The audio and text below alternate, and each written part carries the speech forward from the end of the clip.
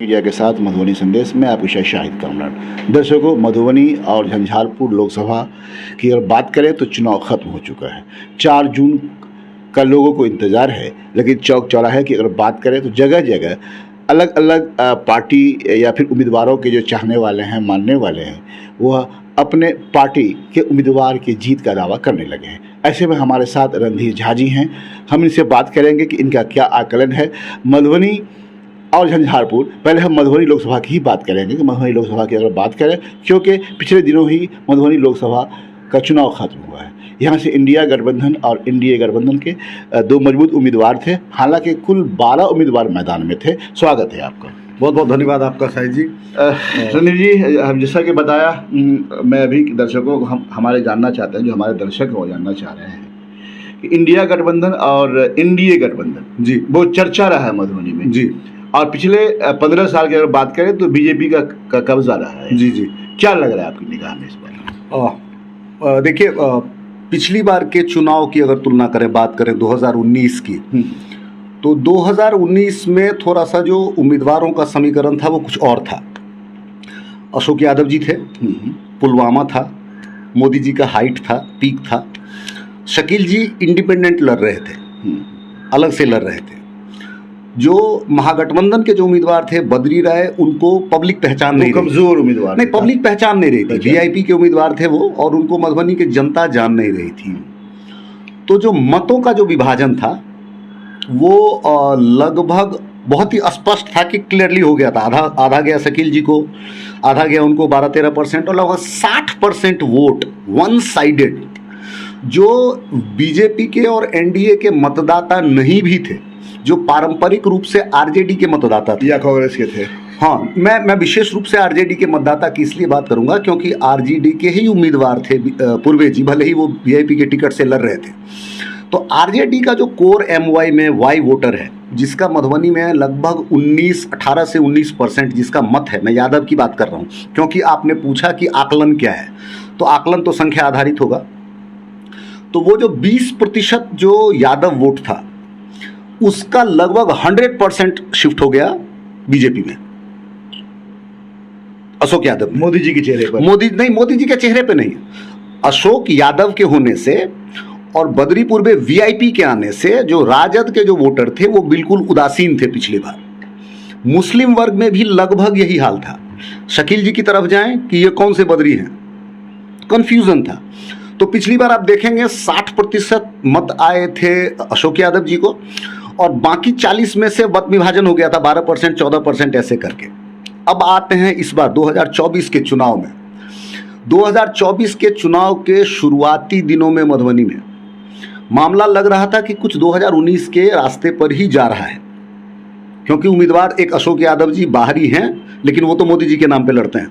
उनका अपना तो जो बीजेपी के कोर वोटर हैं वो भी कहेंगे कि अशोक यादव ने कुछ नहीं किया है, काम का आदमी नहीं है। तो यही रहे थे। बीजेपी के जो काफी नाराजगी थी। बीजेपी के जो प्रमुख कार्यकर्ता हैं, जो ऑफिस बेयरर हैं, उनसे अगर आप अकेले में बात, वो भी नाराज है, वो भी कहेंगे कि यार अशोक यादव किसी मतलब का नहीं है। लेकिन क्योंकि बीजेपी का पॉलिटिक्स ऐसा है, कंप्लीट सेंट्रलाइज्ड है, कि उसमें तो जिसको उम्मीदवार दिया वो दिया। तो अशोक यादव जी जो लास्ट टाइम थे, इस बार थे, इसमें थोड़ा सा ये हो गया कि आरजेडी का कोर वोटर अब वहां नहीं है पिछली बार की तरह। इस बार कंफ्यूज रहा नहीं, शुरुआती कंफ्यूजन जरूर था। तो यो यादव वोट जो एक बल्क में अशोक यादव जी को चला गया था 20%, वो नहीं गया इस बार। वो नहीं गया है। ये कैसे आप कह सकते हैं नहीं गया? मैं सुनिए ना, मैं कह रहा हूँ 80% Yadav vote, 80% Yadav vote RJD के पास वापस आया है। 80% जो अशोक यादव जी को इस बार गया है यादव वोट, वो सिर्फ 20% गया है इस बार। मैं ज़मीनी स्तर की बात बता रहा हूँ। जो यादव बाहुल्य गांव हैं, जो महागठबंधन के लोग हैं, आरजेडी में काम करने वाले लोग हैं, उन्होंने मेहनत करके जो बात है, और विधानसभा वाइज चाहे हरलाखी हो चाहे बेनीपट्टी हो, मैं यादव बेल्ट की बात कर रहा हूँ, जहाँ जहाँ के हैं, तो वहाँ का रिपोर्ट महागठबंधन के पक्ष में बहुत सकारात्मक है। मुस्लिम वर्ग में इस बार कोई कन्फ्यूजन नहीं था, स्त्री में या पुरुष में कोई कंफ्यूजन नहीं था। एक मत से थोड़ा सा जो विभाजन, मतलब शुरुआत में कंफ्यूजन जरूर था, अगले पिछड़े वो हो जाता है, लेकिन वो नलीफाई हो गया। तो फातमी जी के पक्ष में जो एमवाई का जो इक्वेशन था वो कंप्लीट गया है, और ये जो एमवाई वोट है ये 19-19 हो जाता है, यानी कि 38% मधुबनी में आ जाता है। 19% मुस्लिम है, 19% यादव है। अब बात करते हैं तीसरे जो नंबर 1 कॉन्स्टिट्यूएंट हैं, वो है ब्राह्मण। A to Z जो लोग हैं, A to Z नहीं, मधुबनी लोकसभा में जो तीसरा सबसे इंपॉर्टेंट कॉन्स्टिट्यूएंट है, जो नंबर 1 है, जिसका सबसे ज्यादा मत है, वो है ब्राह्मण। लेकिन ब्राह्मणों के साथ एक वोट दिक्कत नहीं गिरता है। नहीं, ब्राह्मण में से बहुत लोग नहीं भी हैं और वोट परसेंटेज भी कम होता है। अच्छा, आप भी ब्राह्मण हैं। हम में अभी मैथिल ब्राह्मण के बारे में मैं ऐसा आकलन जो रिपोर्ट मिल रही है कि मैथिल ब्राह्मण जो है वो उन्होंने बीजेपी को सपोर्ट किया। नहीं, मैथिल ब्राह्मण ने नहीं, ब्राह्मण राजपूत सवर्ण का जो अभी मेंटालिटी है वो बीजेपी की तरफ है, तो इसमें कोई शक की बात नहीं है। ब्राह्मण हो, राजपूत हो, भूमिहार हो, कायस्थ हो, जो सवर्ण वोटर जो है वो ये नहीं देख रहा है कि सवर्ण उम्मीदवार है कि नहीं, वो हिंदू बन गया है। वो हिंदू बन गया है। सवर्ण उम्मीदवार में अभी जाति वाला फीलिंग नहीं है, वो आंख मूंद के बीजेपी की तरफ है। ठीक है। अब लेकिन बात है कि वो जो 35% ब्राह्मण वोट है, वो जो वन साइडेड था अशोक यादव जी को, वो भी नहीं है। उसमें से कितना डेंट कर पाया महागठबंधन या फातिमी जी का करिश्मा या लोगों का मेहनत। तो जहां तक मैं जमीनी रिपोर्ट देख रहा हूं, ज्यादा नहीं, 10 से 20% ब्राह्मणों के वोट में टूट हुआ है। 20% वोट ब्राह्मणों का। बड़ी बात आप बता रहे हैं। अगर मैं समीकरण, मैं हवाबाजी की बात करता नहीं हूं, मैं किसी की भक्ति करता नहीं हूं, मैं सीधा बता रहा हूं।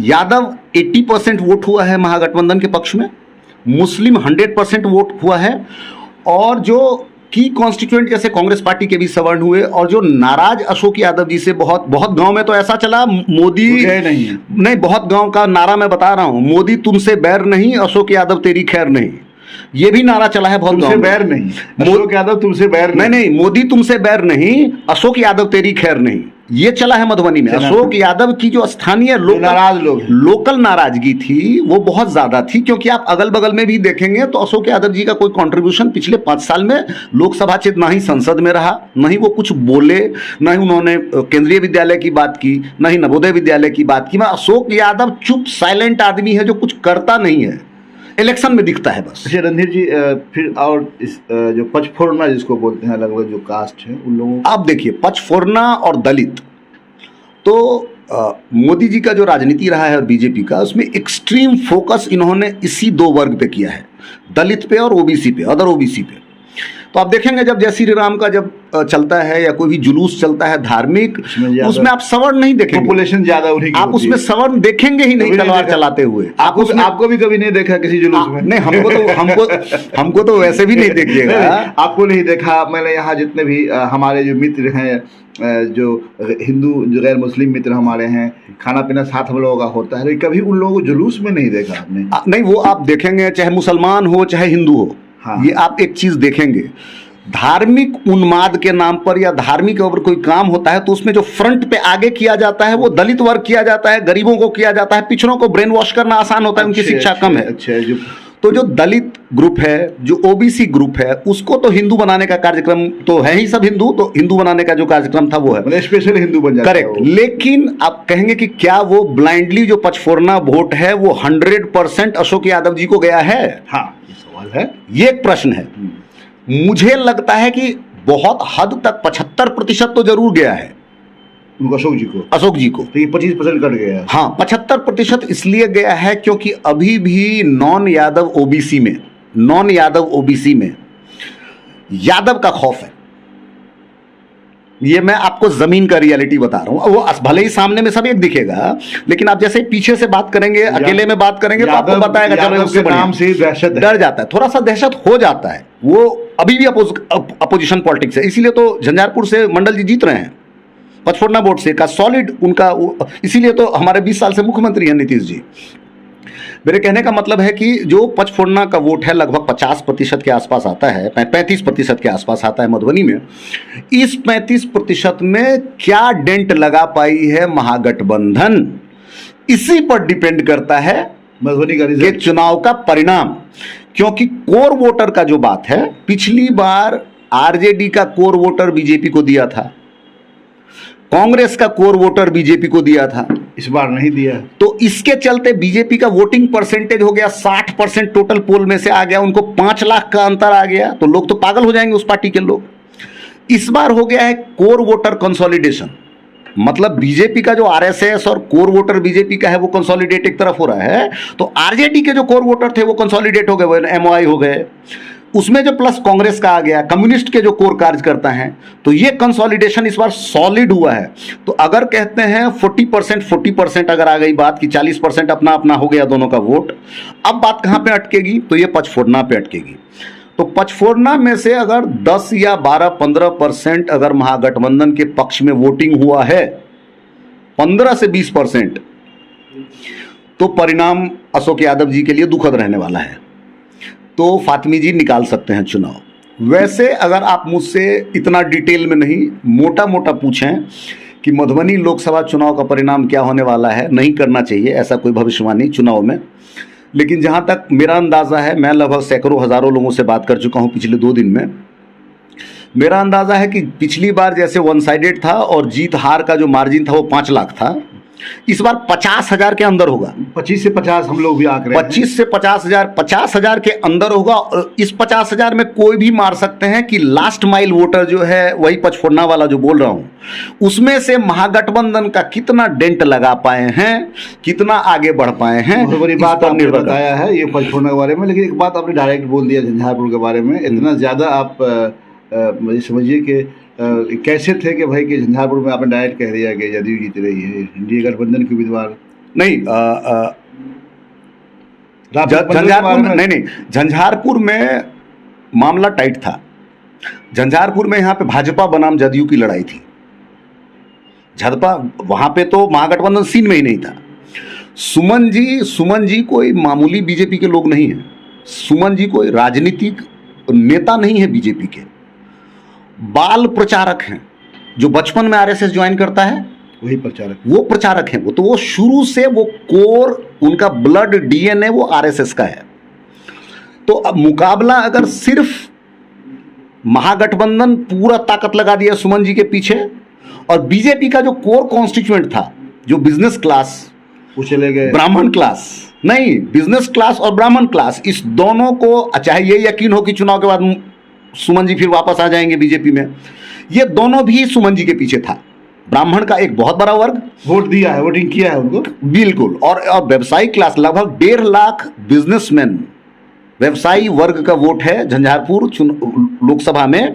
1.5 लाख मत है बिजनेस क्लास का, तो उसका एक बहुत बड़ा परसेंटेज था। लेकिन बीच में आ गए हमारे गुलाब यादव जी, क्योंकि महागठबंधन के वोट में, महागठबंधन का वोट तो एमवाई में बता रहा हूं, सेंधमारी कर दिया उन्होंने। हाँ नहीं, तो अब सेंधमारी नहीं, यही कहते हैं द डर्टी पॉलिटिक्स जो होता है, यही होता है। अब गुलाब जी को तो कमिटमेंट किया गया था साल भर पहले से, टिकट तो पहले वो लड़िए, टिकट दिया गया था उनको, वापस लिया गया जैसा उन बता रहे थे, जो भी कोई कारण हो। लेकिन गुलाब जी 1 साल से तैयारी कर रहे थे चुनाव का, 2 साल से, पिछले 3 साल से मधुबनी में अगर एक नाम है जो राजनीतिक तौर पर बहुत सक्सेसफुल हो रहा है, उसका नाम है गुलाब यादव। कह के लिया है उसने, डर्टी पॉलिटिक्स की वजह से जो फिर इसमें गुलाब यादव जी ने सुमन जी को पराजित करके एमएलसी जीता। गुलाब यादव जी ने सभी समीकरण को ध्वस्त करके जिला परिषद जीता। मैं बिंदु गुलाब यादव मानता ही नहीं हूँ, बिंदु गुलाब यादव तो कुछ नहीं, गुलाब यादव जी की बात है। तो गुलाब यादव, मैं पॉलिटिक्स तो पिछले 2 साल से मधुबनी देख रहा है, तो जैसे कहते हैं ना किसी का चढ़ने वाला होता है, तो चढ़ान था उनका, वो तैयारी भी कर रहे थे, आर्थिक रूप से संबल हैं, पॉलिटिकल इक्वेशन उनके पास ठीक था।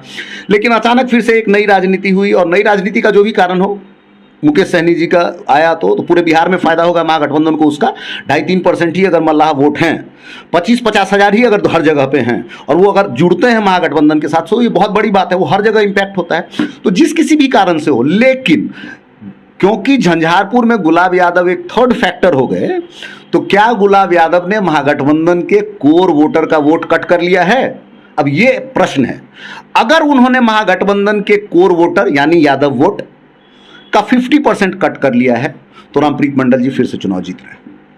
बहुत बड़ी बात आपने बताया है दर्शकों। रणधीर झा जी थे, इन्होंने साफ साफ बताया है, झंझारपुर लोकसभा क्षेत्र की बात करें या फिर मधुबनी लोकसभा क्षेत्र की बात करें, मधुबनी के बारे में इन डिटेल बताया है और झंझारपुर के बारे में बताया है। इंतजार है 4 जून का, देखिए 4 जून को सबको इंतजार रहेगा, हम सबों को इंतजार है 4 जून का कि किसके सर यह गद्दी जाती है मधुबनी और झंझारपुर लोकसभा क्षेत्र की। बहुत बहुत